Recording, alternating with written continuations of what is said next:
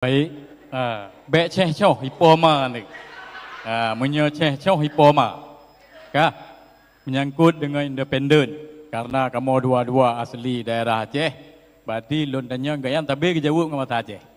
Yang pertama, draw Tunku Agam ataupun Pak Nazaruddin roy independen. Jadi drone kali menjanji dengan masyarakat bahawa memakmurkan kawan-kawan, ya kan? Jadi yang lun tanjung Bak Dron kan masalah dengan kursi DPR. Lun tanjung Bak Dron tu peng Aceh JL sangat ubit. Dari 4 lomi dron tu niat copeng de puo peng kena Aceh JL untuk memakmurkan kawan-kawan. Kaji kan? Sudah cukup Bapak? Sudah cukup? Baik. Cukup Bapak, baik. Kepada cukup. Mohon tenang terlebih dahulu, mohon tenang. Baik. Nyo salah tanyong, mending benar nombor. Tunggu dulu Pak, tunggu dulu. Baik. Baik Paslon, Anda tidak bisa menjawab kecuali kami yang mempersilakan. Baik ya. Mohon tenang Bapak dan Ibu sekalian, kami akan berikan kesempatan kepada Paslon nomor urut 4. Silakan menjawab pertanyaan, waktu Anda adalah 2 menit dimulai ketika Anda berbicara. Disilakan. Nyo luar biasa dah tanya malu. Independen dari masyarakat. Cuma yang ditanya oleh Pak Safwan di mana Pak muncul anggaran pegot sawit teh tak apa kanya. Nyo insyaallah maka ji yang popoh yang na bang tanya yang poh hari kamu rakyat Aceh Jaya melakih hak izin pemakaian. Berdasarkan izin pemakaian baru kamu mengajukan dengan Dinas Pertanian untuk izin.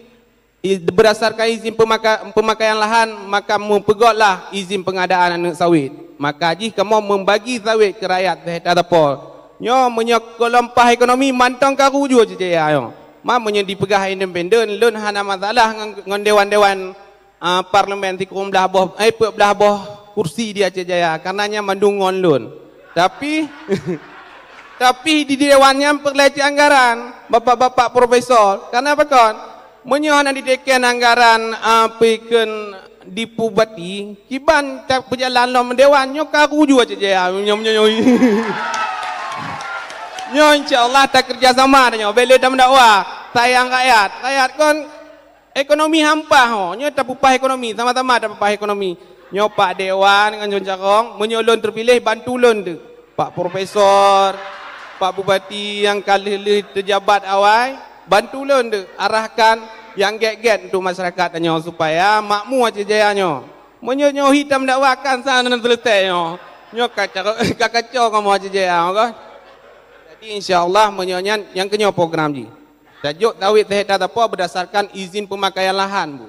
Nyo izin pemakaian lahan maka terpegotlah sepakatan itu izin pengadaan anak sawit bu berdasarkan izin pengadaannya pemakaian lahan. Eno mentong. Assalamualaikum warahmatullahi wabarakatuh.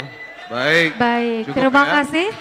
Waktu untuk mengapresiasi semua pasangan calon akan segera kami berikan.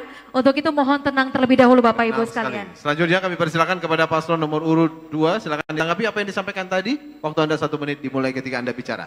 Baik, apa yang disampaikan oleh Saudara Nazaruddin memang masuk akal. Saya mengharapkan inilah jawaban dari pasangan independen. Apabila terpilih, karena takdir Allah itu tidak bisa kita tentukan sekarang, tapi apabila independen terpilih yang terutama merangkul para anggota DPRK itu 20 kursi Pak Nazaruddin, bukan 14. 14 yang mendukung kami, 6 yang mendukung Pak Mustafa, tapi harapan kami kepada Saudara Nazaruddin nanti bisa merangkul 20 kursi dan bisa memakmurkan rekan-rekan ataupun kawan-kawan kita yang ada di Aceh Jaya, terutama bisa berkonsultasi dan berkoordinasi dengan DPRA dan DPRI. Mungkin Pak Nazaruddin orang yang sangat idealis dengan Aceh Jaya, paham setiap apa yang disampaikan oleh beliau dan beliau banyak link juga dengan orang luar. Mungkin ini yang dapat kami tanggapi.